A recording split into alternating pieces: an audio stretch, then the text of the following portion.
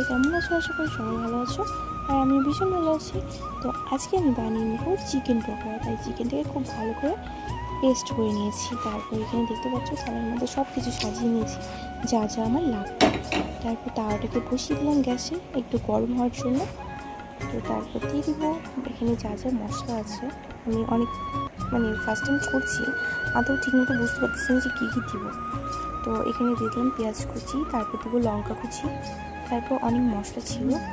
কিছু কিছু মশলাকে আমি স্কিপ করে গেছি, কারণ সব জায়গায় সব মশলা ভালো না, দিলে টেস্টি হয় না। তো সেই জন্য অনেক প্যাকেট ছিল মশলা, বাট আমি ওটা স্কিপ করে গেছি। শুধু আমি লঙ্কা গুঁড়ো আর মিট মশলাটা দিয়ে দিয়েছিলাম। তো আমার সব কিছু দেওয়ার পরে ওটাকে ম্যারিনেট করে একটু রেখে দিলাম।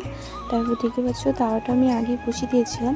তো এখন তাওয়াটার মধ্যে একটু তেল দিলাম। তেলটা গরম হওয়ার পর যে ম্যারিনেট করা পেস্টটা ছিল আমার, সেটা আমি ডিমের মধ্যে ডুবিয়ে তেলের মধ্যে ছেড়ে দিলাম।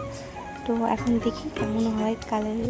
ফার্স্ট টাইম করছি, অতটাও কনফিডেন্স নেই আমার, দেখা যাক কী হয়। আর তোমরা যদি চাও এটা ট্রাই করতে পারো, খেয়ে দেখতে পারো, খুব সুন্দর খেতে। আর এই বর্ষার দিনে তো আরোই মজা লাগে এই চিকেন বড়া খেতে।